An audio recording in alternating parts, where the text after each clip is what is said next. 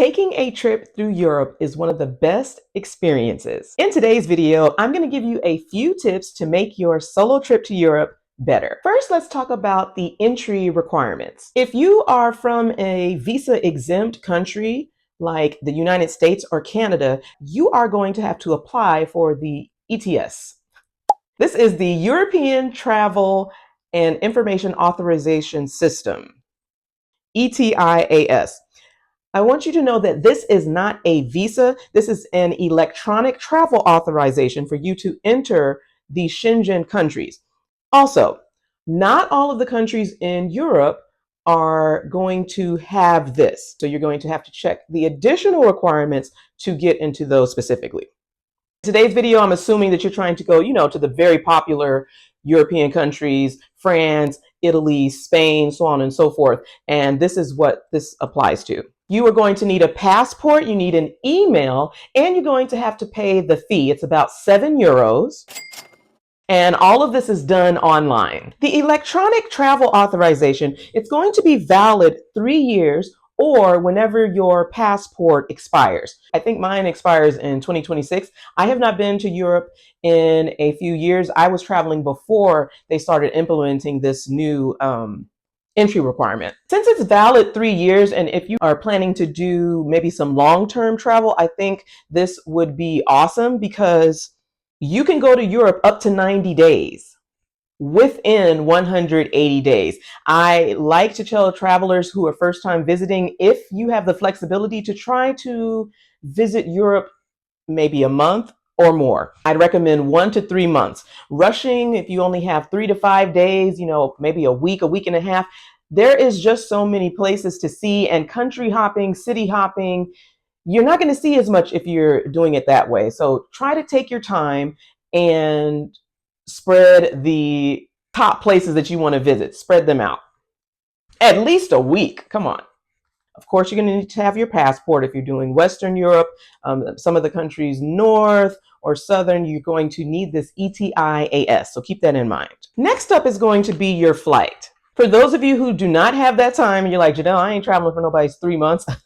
What do you want? You are going to probably want to get the LCCs. These are the low cost carrier airlines. Some of these are going to be cheaper than the train tickets. I know people say train travel is the way to go in Europe, but honey, those flights on Ryanair, Wizz Air, you can get them as low as €10. I mean, who can beat that? I remember flying from Rome down to Amman. I went all the way to the Middle East in Jordan for €50. That is fantastic. And it's also a good way for you to country hop. Now, for this to work, you're going to need to have a route in mind, and I can help you with that as well. For these airlines, the ULCCs, you're going to have to pack light. Each airline is going to have their own baggage rules, and they stick to them. I remember in Germany on Wizz Air, I was at the gate boarding, and I kind of know how to finesse it so I can get everything on. This one person did not know, and they had to pay additional. They were not happy. It's the same thing as if you were flying Spirit or Frontier in the US. And some of these European budget airlines, their requirements are even stricter. Pay attention and read the fine print. Look at those luggage dimensions, you guys, especially if you're only carrying a personal item. What I do love about Europe is the city hopping, the country hopping, being able to do it for affordable prices. So here are the routes that I would recommend. If you want to do Western Europe, it's your first time, you've never been to Europe, I'm going to recommend that you fly into London. And then from London, you can take a train to Paris or Brussels. You could do London, Paris, Amsterdam. There's so many options, you guys. Another one would be Eastern Europe. I don't know if I would recommend you starting out with the Eastern region if you've never been to Europe, but it is going to be the most affordable. I told you I visited Bulgaria. I went from there to Hungary, and then I went back to Germany. But starting out in Sofia, I was very surprised to see how affordable it was. And of course, Budapest is beautiful. It's lovely. I will say, if you are city hopping and you are on limited time, know that a good amount of your time is going to be transport. All right. You have to arrange transportation from the airport to your lodging and then back. Then you're flying to another airport. You have to repeat that process. And it does take out a lot of time. I think what you should do is maybe schedule in a day where you are just relaxing, maybe throwing out all of your old itineraries. Make sure that you have your info together for the next trip. Doing this will help. Or if you could just look at one place, go to one place, do that the entire time, see how you like it. Maybe do a day trip to somewhere else. When I was in Amsterdam, I really enjoyed it and I decided to take a day trip to Brussels. I mean, it's so close. You could do that within a few hours if you wanted. The people that I met in the hostel when I was in Brussels, they were talking about how they were just going to take the train to Paris. So again, there's different ways and routes. I will talk to you more in the transportation section of how to move around Europe efficiently. You could do the Balkan region. Again, check the entry requirements for that. I think the most efficient and budget-friendly way, if you're traveling alone, is going to be to mix up your flights and mix up the trains. People recommend train travel, but they're not saying how expensive these train tickets are, especially if you're seeing these beautiful regions like the Swiss Alps. Not all of Europe is going to be budget-friendly, y'all. This also depends on the type of traveler that you are. If you are more spontaneous, it's going to result in more unplanned activities that could be more enriching for you. Those of you who like to plan, yes, you are going to be able to hit all of the points on your itinerary, but without that flexibility, you're going to miss some spontaneous moments. So again, it depends on you. If you are spontaneous, you want to make sure that you kind of have a loose schedule because you don't want to waste time, especially if you're traveling like 5 to 7 days. That's not enough time for you to be like, oh, I want to see what the city speaks to me. You got to be here, here, here, especially with these major landmarks. I'm thinking the Eiffel Tower, the Colosseum. You better get there in time and book your things early. Speaking of Rome, I'm going to recommend that you skip it. If you are watching this video in 2025, this is the year of the Jubilee. This is the Catholic Church. It is their pilgrimage. It is a spiritual journey for them. This happens every 25 years. They are expecting at minimum 32 million visitors. Can you imagine that? Unless you like long lines, congestion, and of course the prices are going to spike up way high, I would avoid Rome by all costs at this time. If it is not 2025 and you're seeing this video, go right ahead. Rome is a great capital. There is so much to do. If you want to learn more about Rome and the Vatican, go ahead and click on this video here. The currency for the countries in the Schengen zone are going to be using euros. How to get the euros? You can get them ahead of time through your bank. I'm saying this because you want to try to have a small amount of euros when you are arriving. If you are starting out in London, obviously that's not going to work because they're using pounds.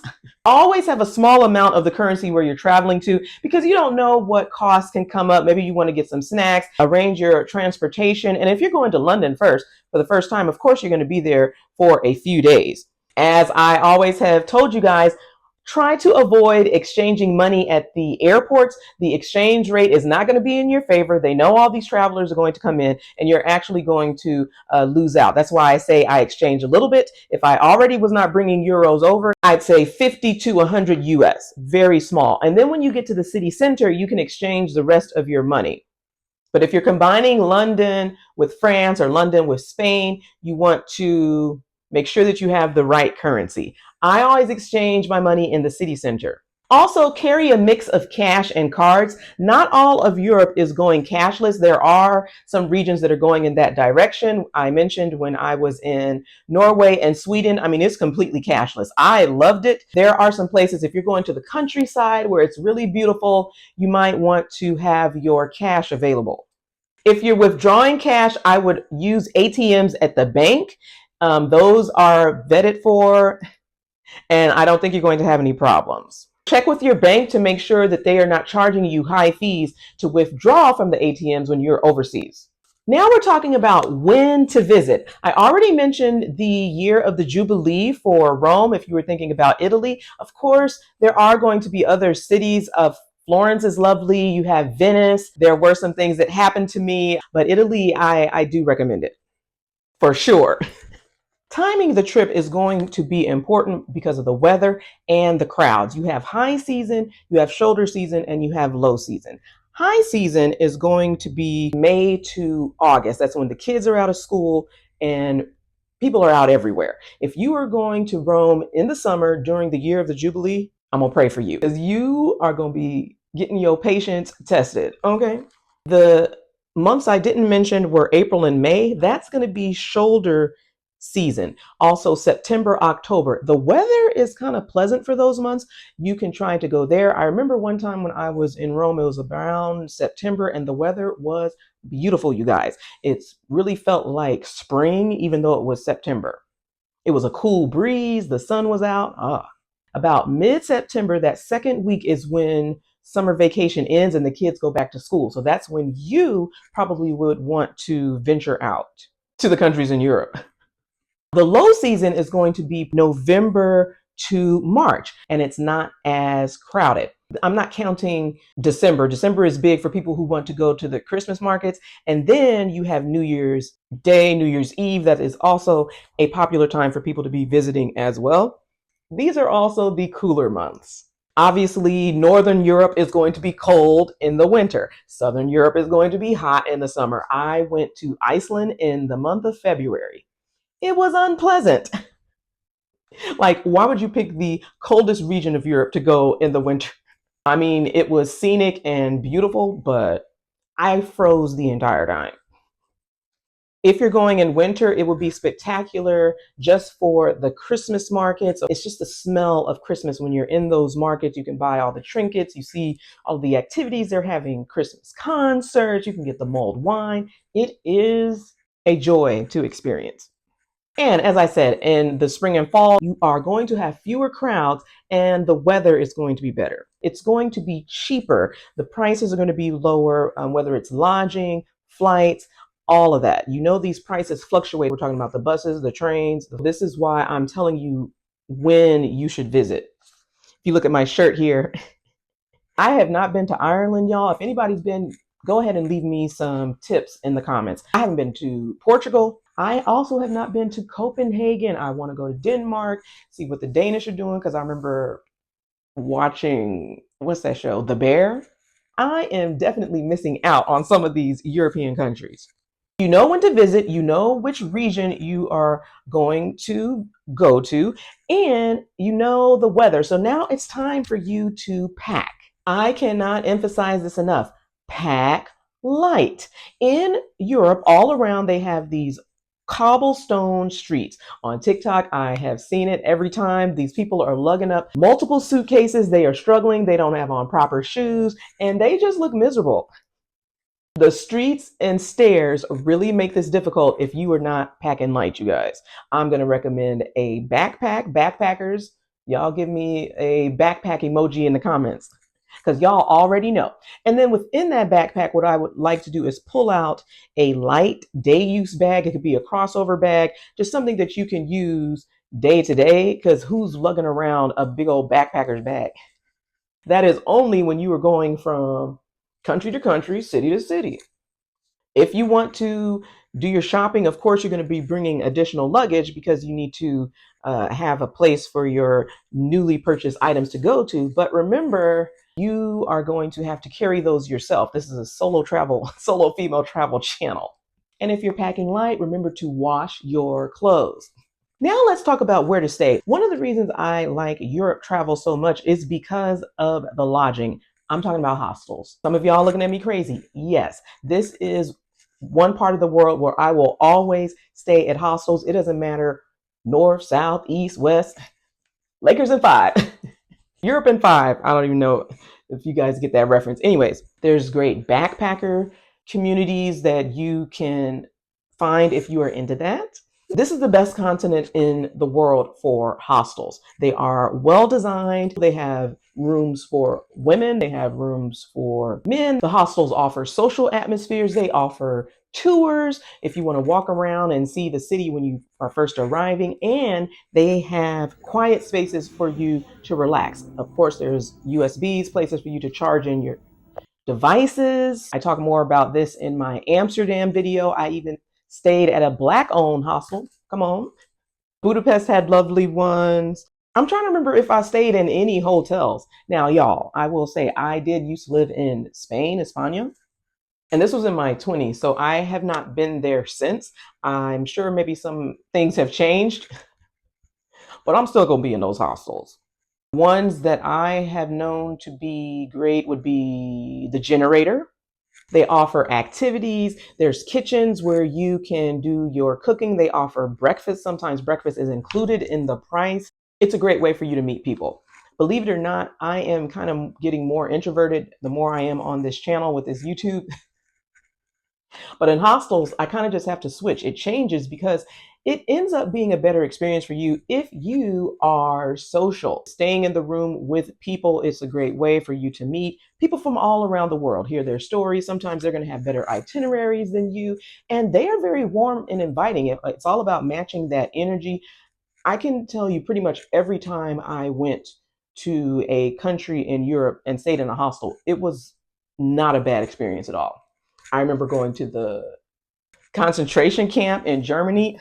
I mean, look at me in all of these pictures. These were people that I met either through a hostel or on a walking tour, and then we just hung out. Sometimes it was Americans, other times it was other solo travelers. And on those days where maybe you're feeling sick, you're about to transition to another country, you can get a private room and organize, get all of your things together, and then say goodbye. This is why I was talking about being flexible, because if you meet someone or meet a group of people, they might invite you to go with them, and you're like, no, I can't go because tomorrow I have to do.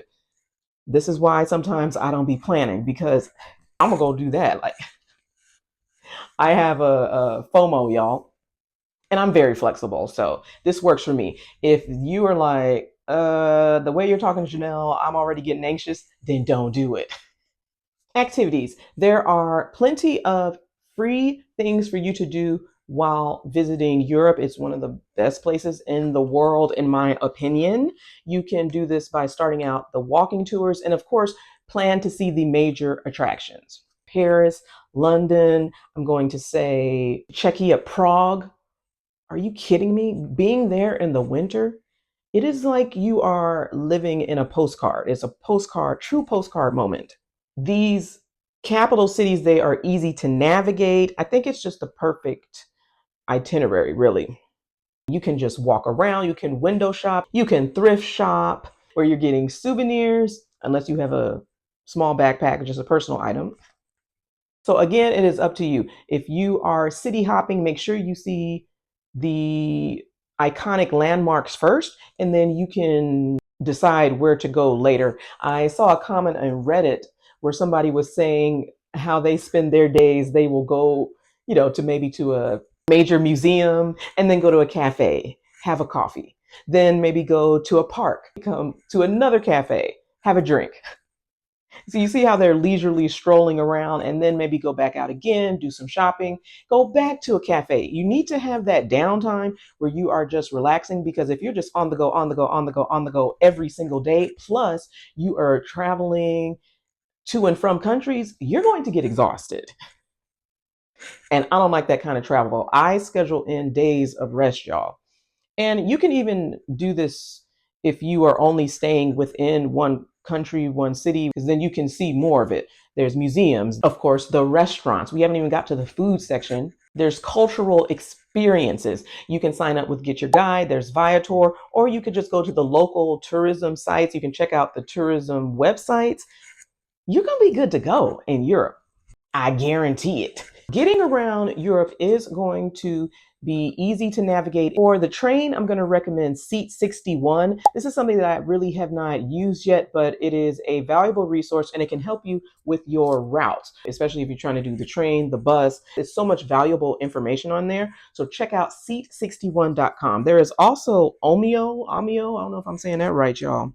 If you're trying to do the train travel, look into the Ural Pass. I've been told that some of the most scenic train routes are in Switzerland, Austria. I remember when I went to do the Sound of Music tour in Salzburg. I was so excited, but y'all, I was the only one on the tour who were singing. Like everybody else was just like, oh, wow, she's really into the Sound of Music. I was like, the hills are alive. I am here at the hills. Y'all, Austria is great. I said Salzburg, but that's where it is, right? Yeah, you go there for Vienna. There are metros in Paris, London, Rome. If you like to take the bus, Flixbus is going to be the way to go. That's how I went from Norway to Sweden. It was affordable. Those buses are clean. There's great transportation in Europe. You will not be disappointed. And it's also good for you to pack light because, when you're getting on the bus, you might have a limit how many bags you can bring on too. So try to pack light if you can. And vegetarians, if you do not eat meat, do not fret. Europe is going to be a place where I think you will be comfortable. The only country I'll say that I really did not enjoy the food was Iceland. And at that time, to me, I think the prices were expensive and the food portions were small. So I kind of was just like, I'm not feeling the vegetarian scene in Reykjavik. It may have changed. I don't know. It's just my opinion. Berlin, however, was fantastic. Some people refer to this as the vegan capital of the world. Excellent food, you guys. I also enjoyed Brussels. The food there, I went to a lot of the ethnic, like the Lebanese, a lot of the Indian spots had good food there. I mean, I can recommend London. People try to talk about London cuisine because they're like, who wants to eat these fish and chips or these unseasoned beans?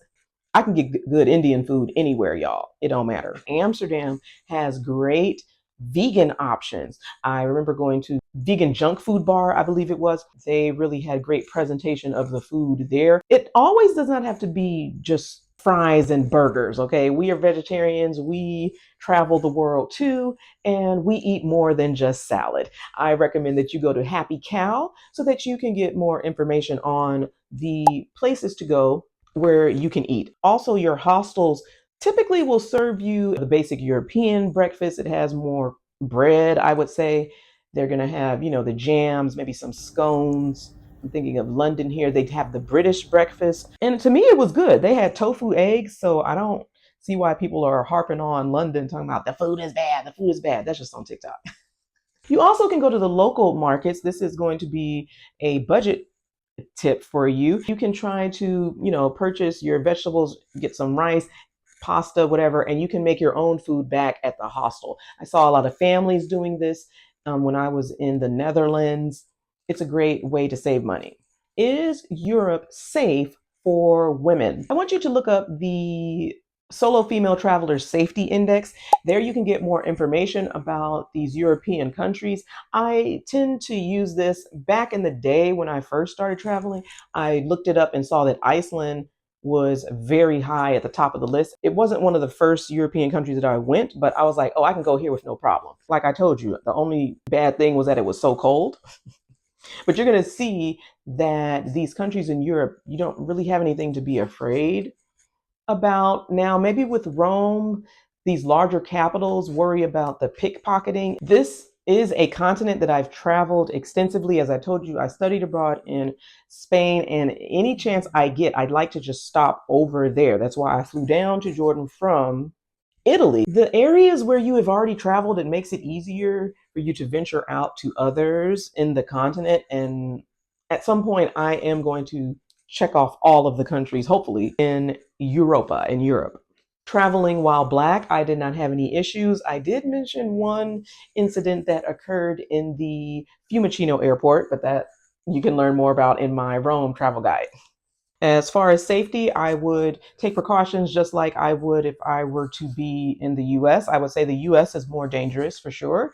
If you are comfortable traveling back home, you're going to be okay in Europe, even if there is a language barrier. But believe it or not, we are the ones, Americans, who are not as versed in other languages. When you go to Europe, they have learned and studied English. So there are going to be signs in English. You are obviously, the UK is British English, but it makes it easy to navigate. Most people are bilingual if they haven't learned more languages. So It's not like back home. What I want you to get from this video is that each city has something special for your interest, whatever it may be. Okay. Me, I like museums. I like music. I love jazz. I love color. I like street art. Okay. Those are going to be the things that spark my interest. Yours might be different. I also like thrift shopping. I like going to bookstores. I like being in the nature, which is why when I was in Amsterdam, I did the windmills tour in, I can't remember the name of it, but y'all, it was so beautiful. It was like you were reading a storybook. Like I have on the Dutch shoes, the clogs. Beautiful, just being on the lake. Traveling solo is going to hopefully change your life in a positive way. You'll be able to learn more about yourself and see that you overcome the minor challenges that occur with any trip. Places that I've already enjoyed, as I told you, were Amsterdam, Barcelona, Prague, Vienna, Brussels, Berlin, Oslo. I would like to see more, and I'm hoping that you will be able to visit them too. Europe has it all. I want you to take your first leap into solo travel and start here. If you enjoyed this video, go ahead, leave a comment below, like it so that I know to make more videos like these. And if you're interested in more solo travel, don't forget to click here. Thanks for watching, and I'm gonna see you in the next video.